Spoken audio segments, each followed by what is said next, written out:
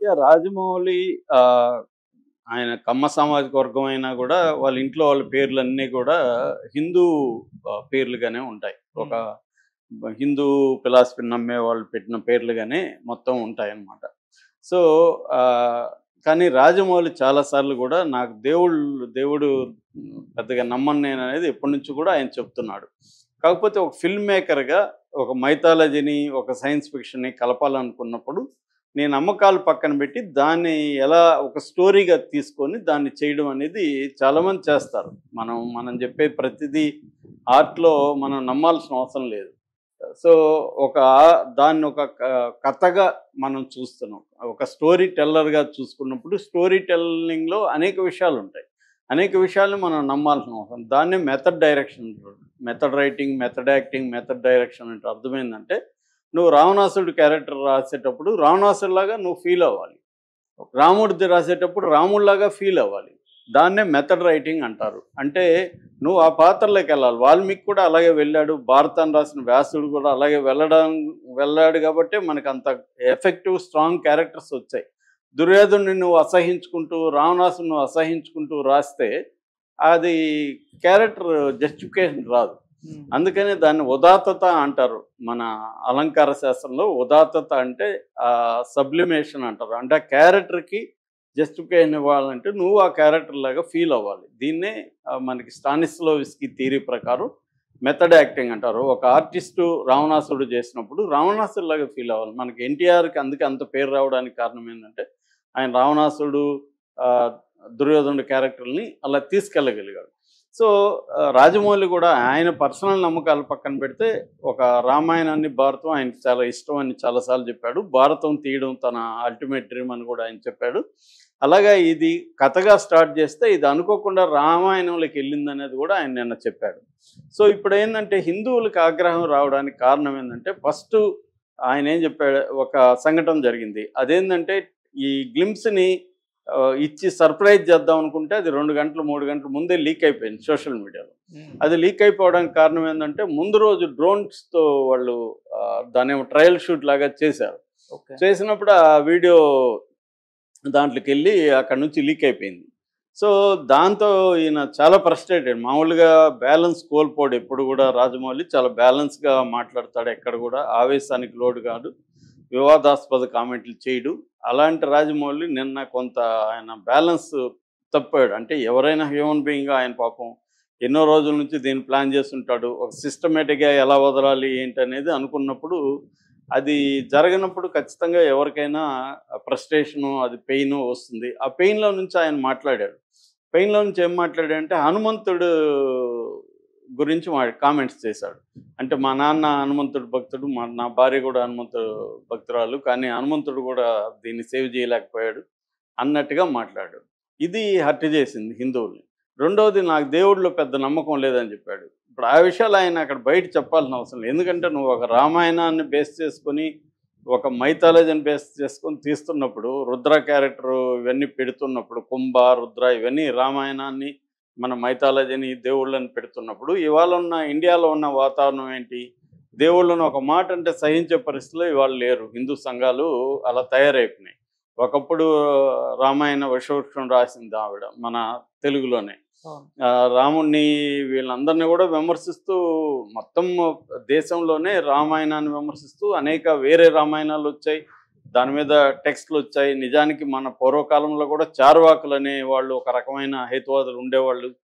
ఇలాగా మన వేదాంతం కానీ మన ఇదేంటంటే విమర్శ అనే దాన్ని ఆహ్వానించేవాళ్ళు. నిజానికి శంకరాచార్యుడు ద్వైత అద్వైత విశిష్టాద్వైతం భయంకరంగా కొట్టుకునేవాళ్ళు కూడా. అలాంటి ట్రెడిషన్ నుంచి ఇవాళ ఏమైపోయిందంటే విమర్శిస్తే వాడిని చంపేద్దాం అన్నంత హేట్రెడ్, కోపం అనేది ఇవాళ ఇంటాలరెన్స్ అంటాం. ఈ సహించే క్వాలిటీ అనేది కంప్లీట్‌గా పోయింది. ఒక భిన్నాభిప్రాయాన్ని కూడా భరించలేని తత్వం వచ్చేసింది. దాంతో ఈ కాంటెక్స్ట్‌ని దృష్టిలో పెట్టుకొని మాట్లాడాలి. ఎప్పుడైనా పాపులర్ ఫిగర్స్ అనేవాళ్ళు అనవసరమైన రచ్చ క్రియేట్ చేయడం అనేది దీనికి డ్యామేజ్ అవుతుంది. నిజానికి ఈయన వారణాసి టైటిల్ పెట్టడం కానీ, రామాయణాన్ని బ్యాక్‌డ్రాప్‌లో తీసుకోవడం కానీ, రుద్ర క్యారెక్టర్‌ని డిజైన్ చేయడం కానీ, విలన్‌గా కొంబా చేయడం కానీ ఇదంతా హిందువులకి నచ్చే అంశమే. సో వారణాసి టైటిల్ అంటేనే వాళ్ళకి గూస్ బంప్స్ వస్తాయి నార్త్ ఇండియాకి కానీ, లేకపోతే ఓవరాల్గా ఉండే హిందువులకు కానీ. కానీ ఈ మామూలుగా అయితే హిందీ ఇట్లాంటి సినిమా తీసేటప్పుడు రాఘవేంద్రరావు లాంటి వాళ్ళని కూడా మనం చూస్తుంటాం. వాళ్ళు మొత్తం కాషాయ బట్టలు వేసుకొని భక్తితో సినిమా అన్ని రోజులు నేను నాన్ వెజ్ కూడా తినలేదు, రోజు పూజించేవాడిని, రాముడు విగ్రహం ఆఫీసులో పెట్టడం ఇవన్నీ జరుగుతుంటాయి. ఆయన మామూలుగా రాఘవేంద్రరావుతో నేను పనిచేసినప్పుడు చూశాను. ఆయన ఈ భక్తి సినిమా తీస్తే ఆఫీస్ అంతా భక్తి వాతావరణం ఉంటుంది.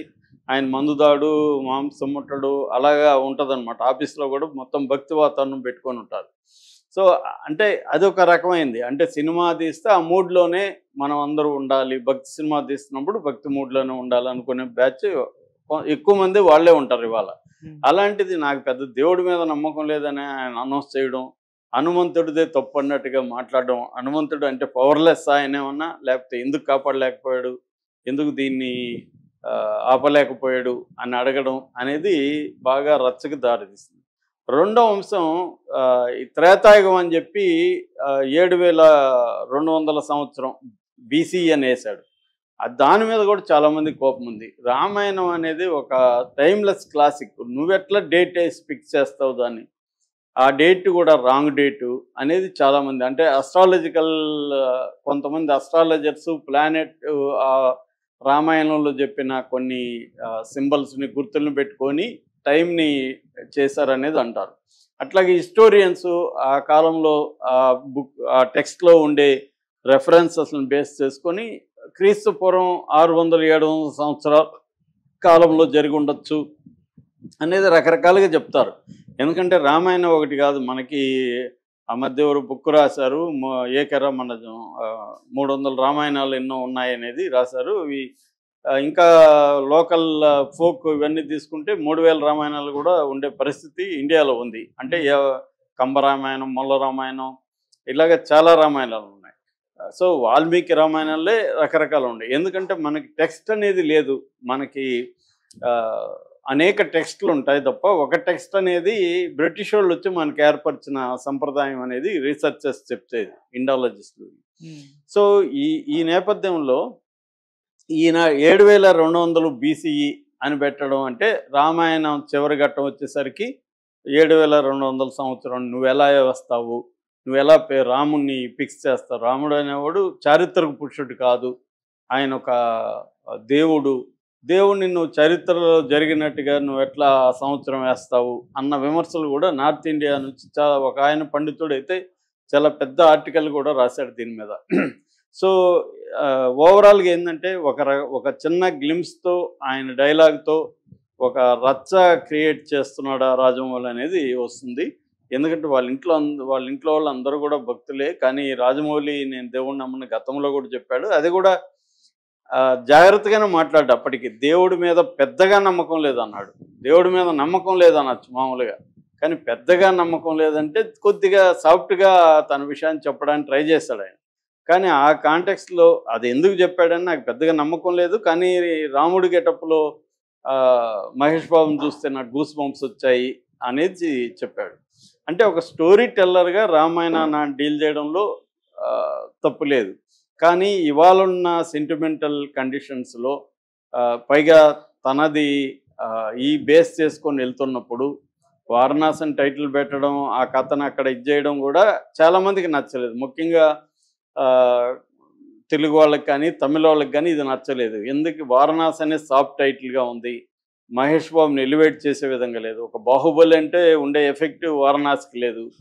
సో సాఫ్ట్గా ఉంది, మహేష్ బాబుని ఎలివేట్ చేయట్లేదు. ఇంత చేసి ఇదేమన్నా మహేష్ బాబుకి మరొక ఫ్లాప్ అయిపోతుందా, రాజమండ్రికి ఫస్ట్ ఫ్లాప్ వస్తుందా అన్న క్రిటిసిజం కూడా ఉంది. ఇవన్నీ చేస్తున్నప్పుడు రాజమౌళికి ఇప్పుడు ఊహించని ఏరియా ఇది. వీళ్ళదంటే ఊహించవచ్చు, ఎందుకంటే ఈ గ్లింప్స్లు ఇంతకుముందు వచ్చిన ఆయన వదిలిన కుంభ క్యారెక్టర్ కానీ, లేకపోతే పాట కానీ, లేకపోతే మందాకిని క్యారెక్టర్ కానీ ఇవన్నీ కూడా అంత ఎఫెక్టివ్గా లేవు. పైగా చాలా వాటికి కాపీలు అవి.